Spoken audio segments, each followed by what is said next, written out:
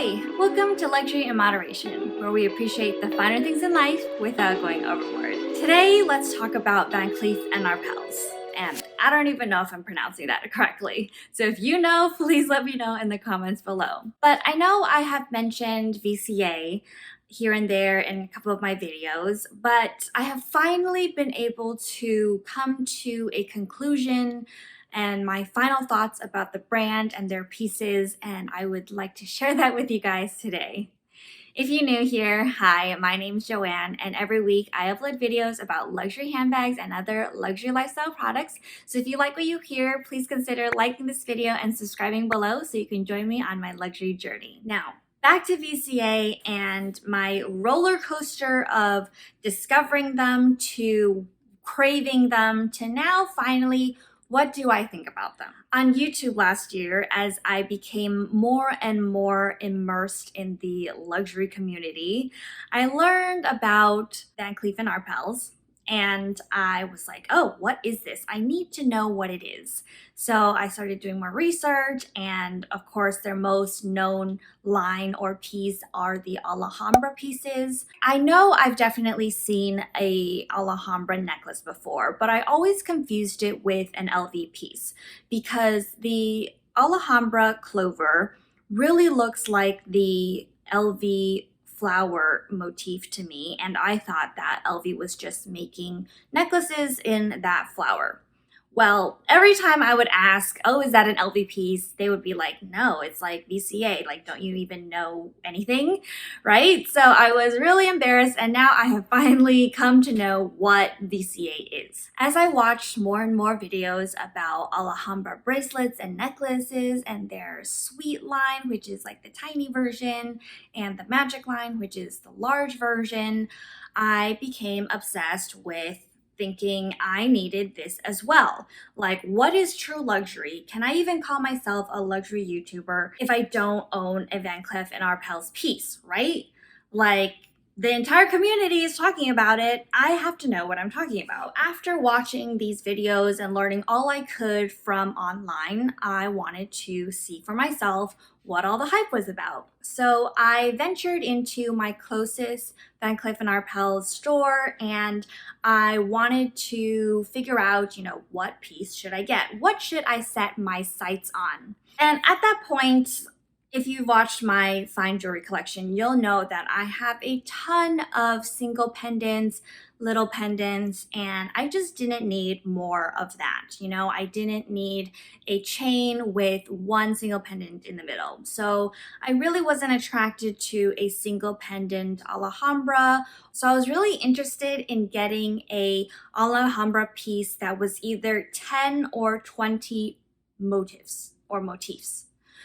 Again, I don't know if I'm pronouncing any of this correctly. So if you don't know what I'm talking about, I have a photo here. So this is the Alhambra magazine or booklet that they gave me during my first visit. And here you can see that there are 10 Alhambra clovers all around. So this is their 10 motif necklace. And then this one is much longer, basically double the length, and there are a total of 20 clovers on this necklace. So similar to all of their Alhambra pieces, they come in different colors and different variations. So here you can see the bracelet, which has 5 motifs. Here is the black onyx version of the 20 motifs. And basically that is what I was looking for. This is the sweet line where the little pendants are just miniature size and super cute. So let's go back to what I was looking for. So this is their basic gold chain with white mother of pearl. So I really wanted to try one of these necklaces on, and I was on their website browsing which one could I potentially afford? which stone would I want, doing all this research on like the pros and cons of malachite and their other materials. And I was like, I don't want the basic mother of pearl because everybody has it. And, I'm not really a green person, so malachite's not really my thing. I wanted something neutral, something versatile. So finally I settled on, okay, I would be super interested in their like bluish clear stone that is called Chalcedony. I don't know if I'm pronouncing that correctly, but it's kind of like, it looks like that. And it's like their blue whitish stone. So I was planning on trying that on. And when I got to the store and I asked to try on, oh, do you have a 10 motif? Do you have a 20 motif that I could try on? The lady was just like, we don't have anything. There are waiting lists for all of these pieces because basically during COVID, all the production shut down, nothing is in stock, so everyone has to wait and be on a wait list. Well, I was like, okay, totally understand. But they were still kind enough to let me try on some of the like standout statement pieces that I had available so I could see how the chain length looked on my neckline. So I was lucky enough to try on a 20 motif necklace. So that was obviously stunning and gorgeous and way out of my price range. But I did love having that long necklace on. My preference was already for the longer necklace versus the 10 motif. So I did try on a 10 motif on as well, but it just, I feel like it just looks weird. It just like sits awkwardly in the middle here, and it's not like one single center that you can focus on, but there's, like the different clovers up and down your neck. And I just wanted to try on to, make sure I didn't want that. So I was like, okay, I am super interested. I'm also interested in your blue stone. Do you have anything in that I could look at? So she did bring out, I believe it was a bracelet with that same kind of material. And I realized that in person, the stone was very, very see-through. So if you had it against your skin, obviously it would look different versus if you had it against like a white or black shirt, it would look different. So some people like that. I did not. I thought it looked too pale. It looked too see-through, like it didn't really look like anything.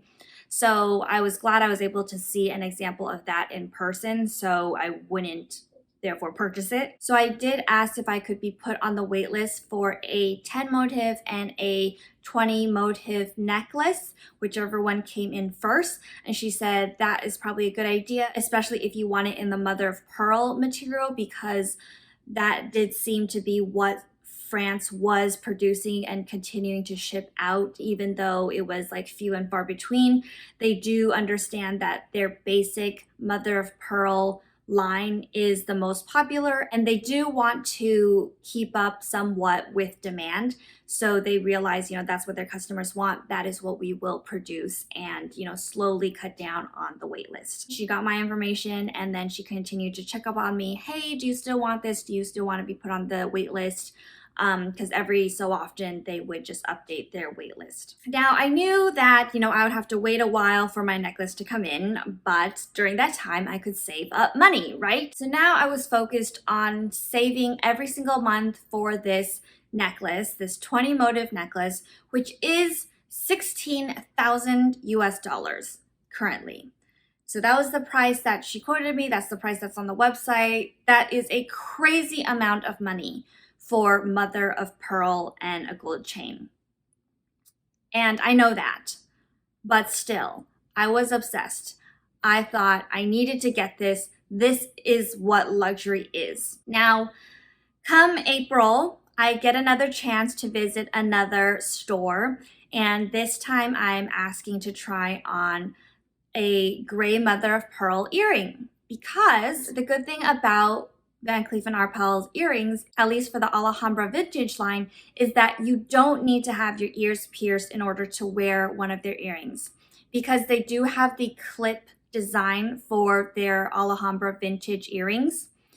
In addition to the pin, they can take the pin out and then it just becomes a clip-on earring for someone like me with no ears pierced to wear.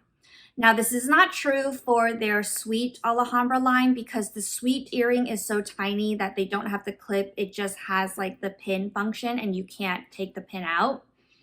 I'm not sure about the magic because they didn't ask. But so again, I was looking online. I was like, these are the earrings that I want. I asked the sales associate, like, how could I get these gray mother of pearl earrings? And she was like, well, they don't make them typically. They do make the gray mother of pearl in necklaces and pendants, but for an earring version, you have to special order it. So I was like, oh my gosh, is this going to be like an impossible process like Hermes makes it? But no, Van Cleef and ARPELS makes it much easier. I read online that if I go to one of the major boutiques, for example, like in New York, they make special orders all the time. You just have to wait. So usually it's at least 4 months where they take your money, they put in your order to France, and then France makes it, ships it back, and then you can bring them home. So I was like, okay, I think I could do that. And also, earrings would be much less expensive. So I was quoted for a special order gray mother of pearl earring with yellow gold, because I think it is more expensive if you ask for white gold. The made to order price is $5,050 USD, and then you have to add tax on top of that. So I was like, okay, I can probably save for that too. So I went to try on earrings. They did not have it in gray mother of pearl, of course, because it is special order only, but the sales associate who was helping me was super nice. She took out the pin of a few different styles and sat with me as I tried them on, as I took photos, as I was like, which one fits me better? Do I want gray mother of pearl or do I want a red or a black? And like, it was, again, my first time really trying on all these different materials. So I took a long time really considering how it looked against my face, against my skin tone. She was super patient with me and I really appreciated that. Now they did have a gray mother of pearl in like a necklace or a bracelet or something. So she let me hold that up to my ear so I could see how the gray mother of pearl looked as well. Now comes June. And now it's been almost a whole year, I think, since I learned about VCA, and I was crazy doing research. I was crazy obsessed with owning one of these pieces, saving up for these insane prices because I always knew that, just the markup of these pieces was insane. Like if I wanted to get a mother of pearl necklace on a gold pendant, I could go to any no-name jewelry store and it would be, at most half the price. So I was always questioning myself, like, why is VCA so expensive? Like, I understand markups, I do. I understand luxury. You're paying for the brand name. You're paying for craftsmanship, for the heritage, for the savoir-faire that the house has, for being in business for so long. So it really just didn't make sense to me, and I could just never figure out, why is VCA so expensive for their fine jewelry. Me owning a lot of fine jewelry pieces, no name pieces, and knowing that, just the material itself, just the piece itself, it is not that much. Like, how can VCA charge $16,000 for mother of pearl? It's not even like a ginormous diamond, like you could get a ginormous diamond for that amount of money. And I always was thinking about that through my obsession, and I knew it didn't make sense. So, I was actually thinking like, dude, if I'm going to spend $16,000, what else could I get for $16,000? And I started looking on diamond websites like Brilliant Earth, where you could just, select a diamond, and even a larger diamond if you wanted to go the man-made diamond route, which, is totally the same kind of diamond. So I could get like a huge carat diamond for the same amount of money. So why would I spend it on mother of pearl that comes out of an oyster, that breaks down, that you can't shower with, that you can't get dirty because they are so delicate? It would just fall apart. So yeah, Basically, that is my conclusion. Now that I have obsessed about it for a year, for months and months, just thinking that I needed this thing, but knowing that it was unreasonable, working out all the different questions in my head, I finally come to the conclusion that VCA is truly not worth it. For me, I could put that money to use in much better ways, in much more reasonable ways. So what am I doing wasting my money buying a Van Cleef & Arpels necklace? I do still think they are a gorgeous product. I'm sure there is still beautiful craftsmanship in it. Again, they have wonderful customer service that I experienced. All of that goes into the cost of the piece, obviously. They did explain, if the piece ever broke, they would be able to fix it. They are a fine jewelry brand. In this other booklet that showcases a lot of their other fine jewelry pieces, like all of these, this brooch, this necklace, they are all made out of gemstones, diamonds, rubies, pearls. So they certainly know how to make lovely fine jewelry.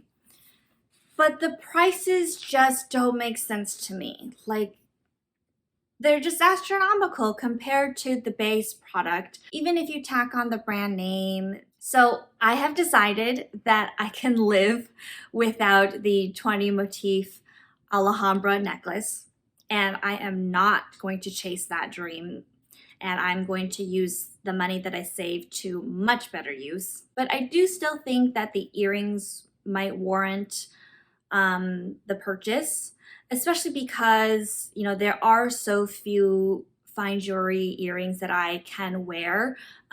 Most houses only produce earrings for pierced ears, and it is nice that VCA has the option to take out the pin. And it is still obviously an iconic piece.